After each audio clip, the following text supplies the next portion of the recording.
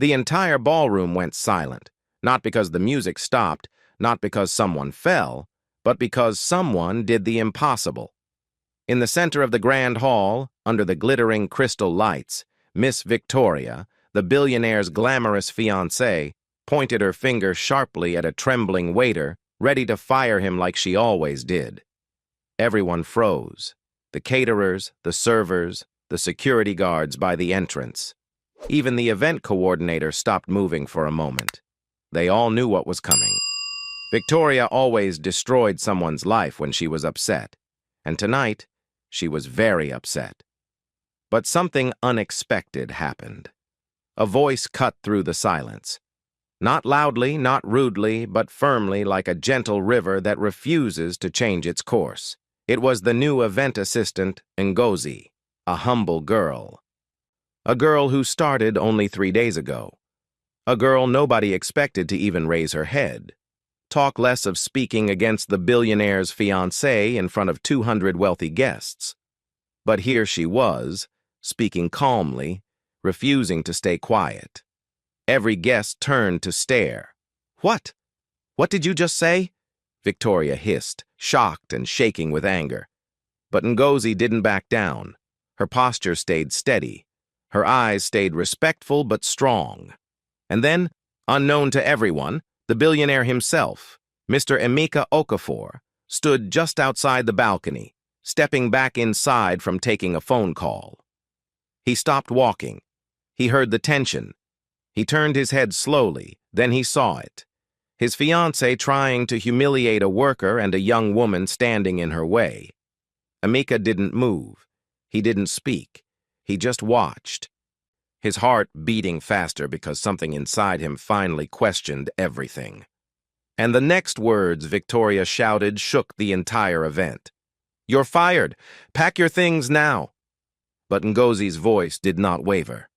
"Ma, please let me explain what really happened." That moment, that single moment, would change everything.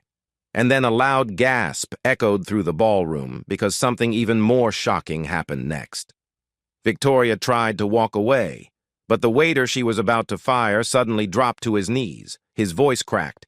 "Please, Ma, please don't do this. My daughter is in the hospital. I need this job." His tears fell openly. Everyone stared at the broken man in disbelief. And from the balcony entrance, Emeka whispered to himself, "What kind of woman have I been planning to marry?" And just as he stepped forward, someone else walked toward him from behind, someone who wasn't supposed to be at this event. But before we get to who it was, we must go back to the very beginning, because everything that happened in that ballroom started long before this moment, long before Ngozi ever stepped into the Okafor estate. The story began 4 weeks earlier.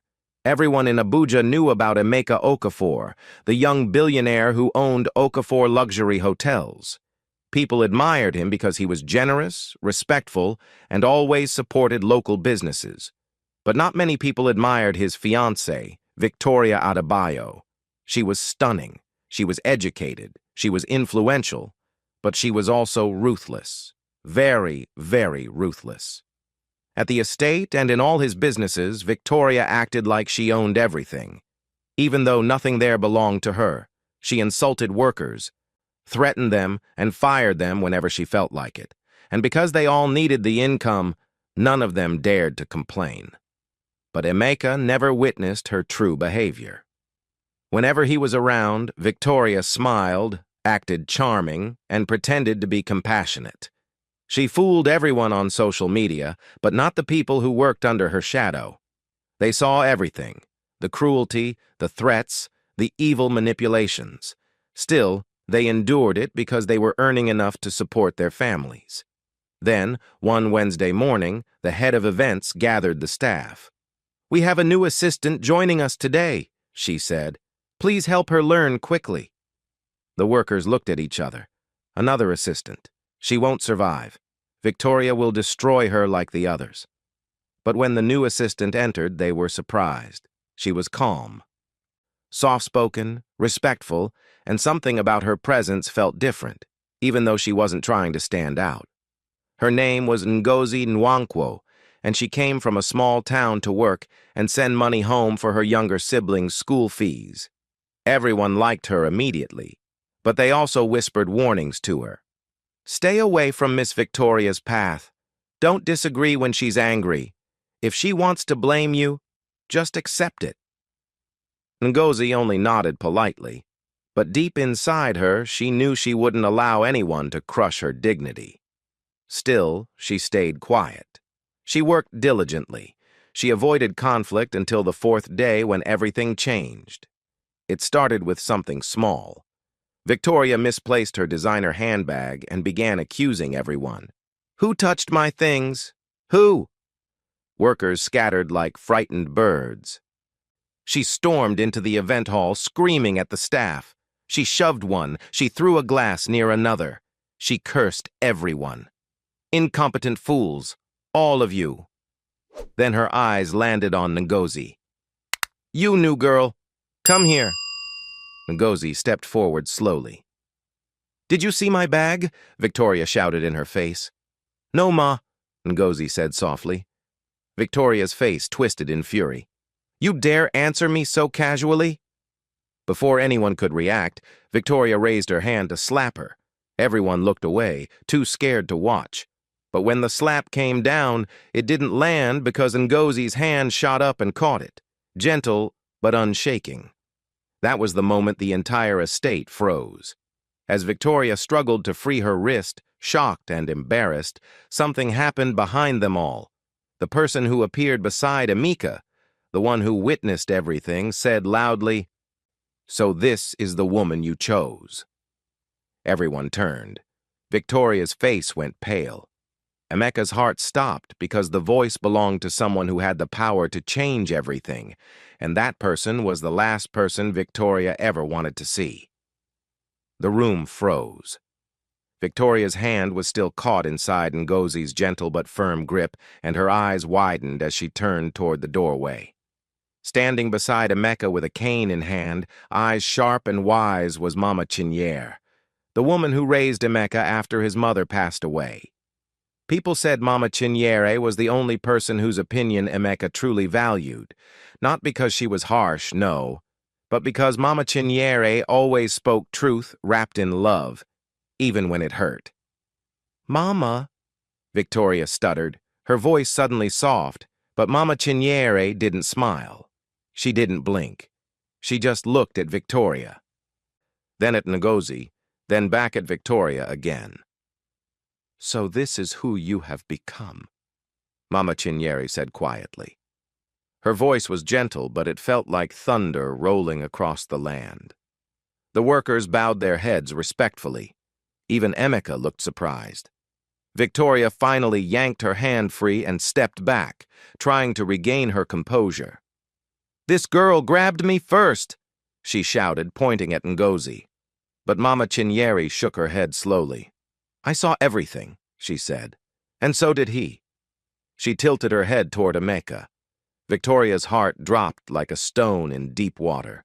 Emeka's eyes were distant, more distant than anyone had ever seen, but he didn't speak yet. He simply stood there looking at the woman he thought he would marry, the woman he thought he knew.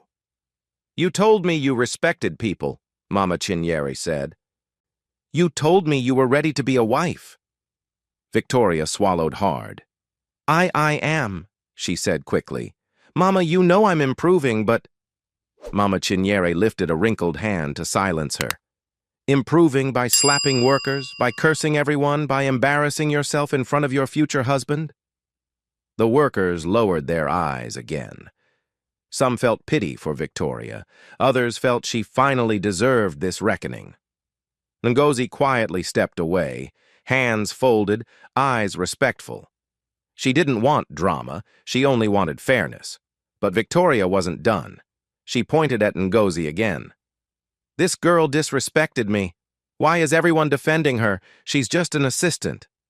That statement made the air shift. Slowly, Emeka's eyes lifted.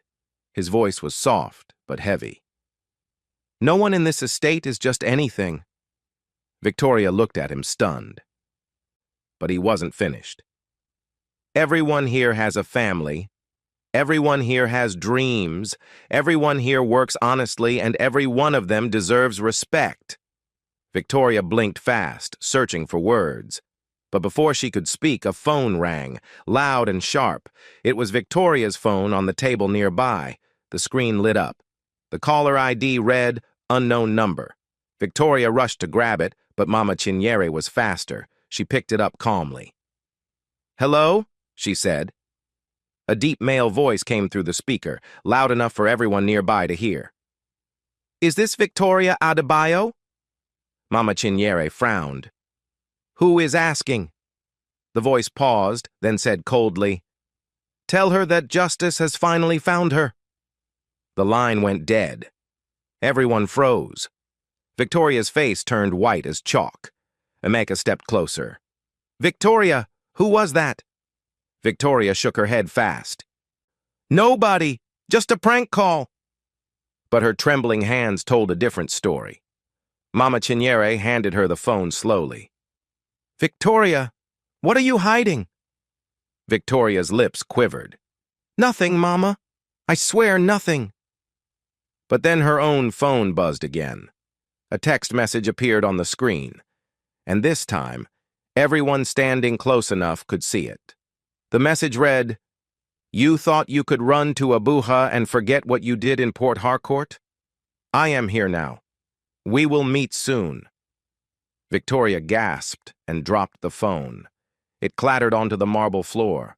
The workers whispered nervously. Ngozi felt a chill run down her spine. Emeka picked up the phone and read the message fully. His face grew dark. "Victoria," he said slowly, "what happened in Port Harcourt?" Victoria covered her mouth with shaking hands. "Emeka, please, not here, not now. Please don't ask." But he stepped closer. "Tell me now." Victoria shook her head. "I can't." Mama Chinyere's voice came gently but firmly. "Child, whatever you are hiding will only grow heavier. Speak the truth." Victoria burst into tears. "If I tell you, you'll leave me," she sobbed. Emeka's jaw tightened. "If you don't tell me, I'll leave you anyway." The workers held their breath. Ngozi felt her heart race. Mama Chinyere folded her arms, waiting. Victoria wiped her tears and finally spoke, her voice cracking. 3 years ago, before I met you, I worked at a hotel in Port Harcourt." Emeka frowned. "And?" Victoria swallowed hard. "There was a man there, a manager. He trusted me with company funds." The room grew colder. "And?" Emeka pressed. Victoria's voice dropped to a whisper. "I stole from him. I took 10 million naira and disappeared." Gasps filled the room. Emeka's eyes widened in shock. "You what?" Victoria fell to her knees. "I was desperate. I needed money. I thought I could get away with it." Mama Chinyere closed her eyes in disappointment. "And the man?" she asked.